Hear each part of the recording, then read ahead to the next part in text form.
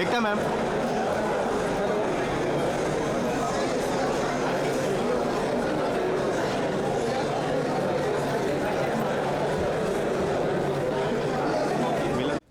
But if hindsight was 2020, they would be running in a different direction.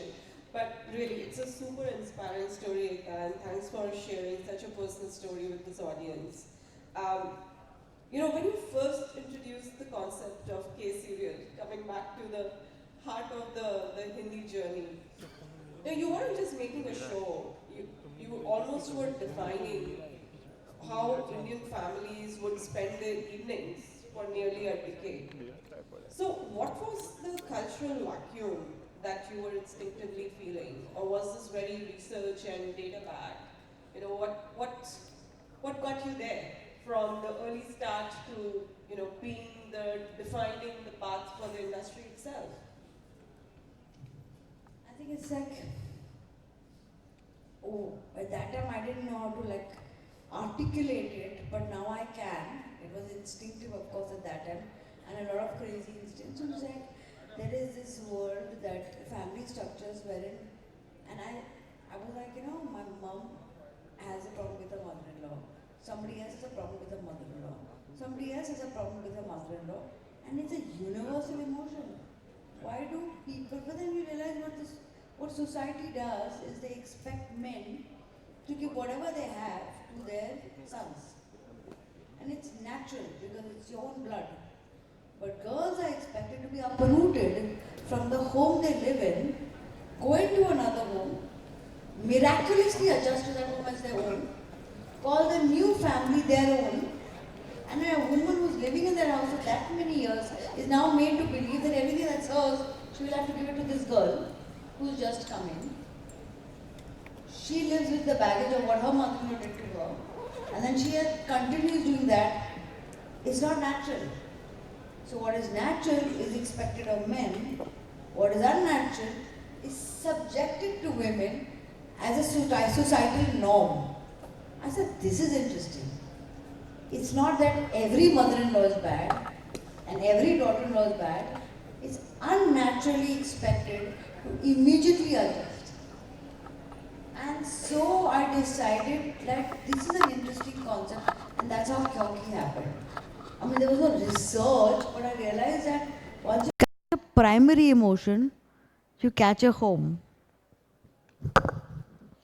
Wonderful and powerful, and I think sometimes research fails you because no amount of research would have gotten people to this deep emotional My insight. personal belief, and all my friends in media will hate me for this, including Gaurav right here, is that I believe research is usually of what happened. It can never tell you what will happen. So I think I'm sure at that time Kyunki was super successful, but nobody thought Kyunki 2 will come back and become equally successful.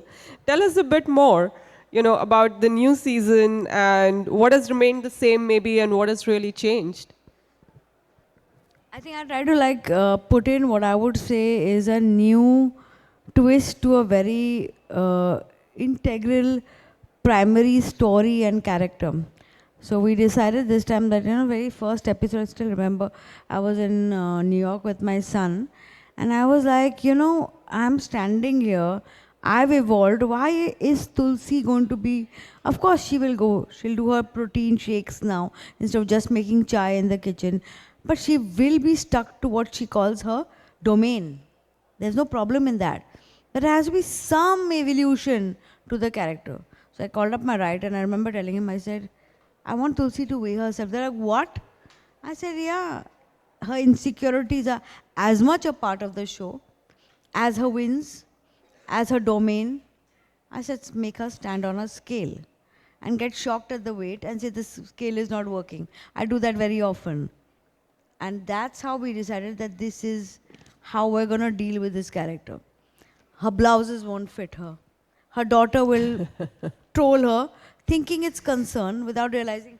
We do it so often with our mothers. We say, oh, it's not looking nice on you, please go and change. Without realizing you're somewhere feeding that insecurity of the other person. And niceties in families usually are the least important thing, you know. So, and we cross boundaries so often. So I was like, just make this a part of this new, and it was lapped up. So it worked. Thank God. Thank God. Amazing. We talked a lot about the broadcast universe, and TV soaps, of course, have been very focused on female audiences. But when the digital shift started, in the digital world, first with internet penetration and then many other metrics were actually more favoring male watch time. But I'm hopeful that now we see a big rise in connected TVs, and they're already touching nearly 100 million households.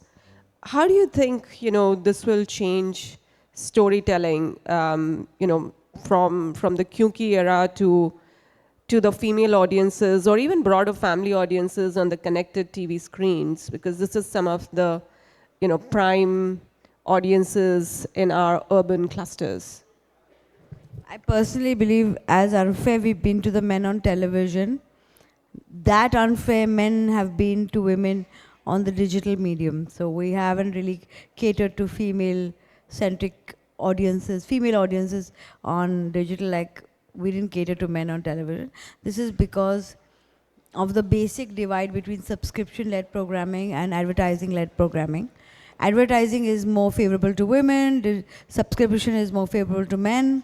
But with connected TV, finally digital will find a space for lovely urban mass, beautiful stories for women, and they will start discussing women in different spheres of society, working women, midlife crisis, stories that have not found a voice till now, urban soft romances, very, we call them now the Korean dramas, but I call them the dramas that were Indian 10 years ago.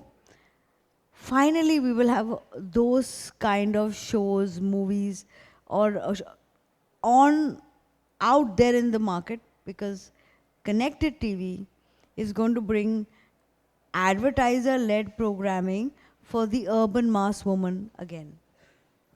For the first time, actually. Personally, I can't wait to see that new era unfold in front of our eyes. But shifting gear a little bit to leadership, there is a lot of research that reveals on leadership that the traits of leaders become pretty visible from early childhood. So, what was Ekta's early childhood like? What were some of the influences that most shaped your leadership beliefs and that you put into action today? My early childhood actually had very little to do with leadership. My early childhood was, again, I was like finding my way around life. I had a privileged background. My parents were well-to-do. My father was an actor. But I had my own set of insecurities I dealt with as a child, which I slowly overcome, came through time. But I think what I learned about leadership, I always have seen my mother have a voice. And I felt that that gave me the strength that today, if I go out to the world, I don't feel that I'm supposed to keep quiet.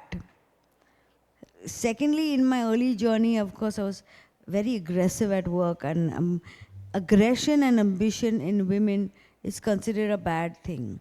And because it's considered a bad thing, being a leader itself becomes a bit of a problem. You're supposed to like make everyone happy. Psychologically, you're told that that's how women should behave. They should see the happiness of everyone. I mean, democracy is great, but not at jobs where you need to like decide for everyone and sometimes be the bad person at the job, And that is the leadership you need to inculcate inside you, that you need to take a decision which is good for everyone. At the same time, it is not to get not to win a popularity vote with everyone. And I think my mom taught me how to do that, where your own self-worth doesn't come from validation from others. And that's where the true leader learns to stand up on its own, stand up on her own, and make her own decisions. I am just blown away with that story because I think if I ask this audience, just a show of hands, how many people are inspired and have learned a major lesson from their mothers? Okay. I think it just speaks volumes. I think we all owe it to the mother in the house, to shaping and becoming who we are, whether we are leaders in our organizations or otherwise. So amazing story there, Ekta. And clearly, like you said, from having a voice, often your brand of leadership is talked about being fearless. So how would how would you talk about that when you think of applying risk-taking and fearlessness into this industry, which is, often been associated with your brand of storytelling? And then shift gears a little bit and maybe share it is a reality that the M&E industry is still a very male-dominated one. And coming into that industry with this fearlessness and strong, bold voice, what were some of the advantages, disadvantages, and how did you navigate? So there is no other way to be. In this industry, if you start going with data and what happened before and this is how it's done, please follow it. I did that very young. And I remember I made one of the biggest flops ever. That's when I realized you can't do this often. You need to make a decision and go ahead and do what you need to do. And then face the consequences. You can't say the consequences are not yours. But when I did that, I realized that we are now entering a domain wherein we all know it, there is the big boys club. It exists. There's backslapping, there are conversations that happen in dining tables that you're never a part of. You're going to be in the squash game, you're not there. In the golf clubs, you're not there because you only meet people and there you have those disadvantages. So you realize that you need to make your own circle of very successful, strong women and be inclusive to the men. And that's what I think I did, and I try to do that all the time. I think we need more women in leadership roles, like you, Gunjan. And I think that's where I realized in a male-dominated world, you need to come with your own, there's no seat on the table. You come with your own chair, like I discussed with the most female friends. We're usually carrying our own chairs and coming, okay, I know there's no seat on the table, but can I just put my chair in here? Or you set up your own table. I love setting up the table. I'm sorry, we're short on time, so we will be able to take only limited questions from the audience. Yeah, go for it.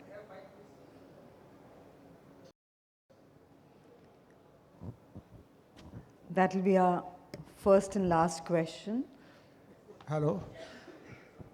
Yeah, this is Gopal Ram, producer director from Chennai. I got some subjects to be made in Hindi from South. Is it possible to meet you and discuss some subjects with you? I love the place you chose to pitch. You can pitch anywhere, anytime. Yeah. I'm with you, my friend. Yeah. But I just must tell you that there's a process in Balaji and there's a development team that will hear your pitch and then bring it to me. Unfortunately, we are stuck with processes. But we'll meet you post that once it's through. Yeah. I worked with your daddy also. That's great. Me and my daddy are pretty much working a lot. It's a great attempt at creating your table. So clearly the message has... I love it. I love it. Thank Pitch you. anywhere is my thing. I may not accept the pitch anywhere, but pitch anywhere. Yeah. Thank you. Thank you very Thank you much. so much. Thank you, Ekta. It's been really wonderful having you here. Thank you. May I invite on stage Mr. Gaurav Banerjee, Chair CII National Council M&E, to kindly do the honors of felicitating Ms. Ekta Kapoor.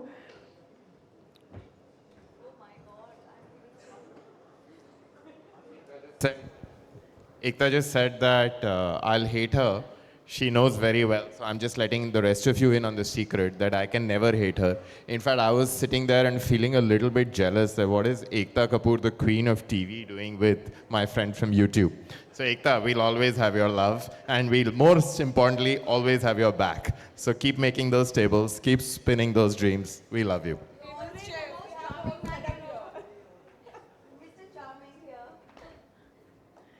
And ladies and gentlemen, let's once again put our hands together to those powerful women on the stage.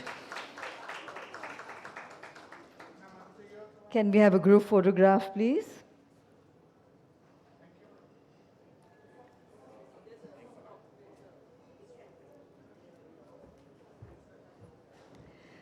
And ladies and gentlemen, I would request everyone to kindly stay back with us as we move into the next Power Talk, which is on Prime Video and the next frontier of India's entertainment revolution. So we now arrive at a Power Talk that takes us behind the scenes of India's dreaming revolution, where original storytelling meets the strategic vision and where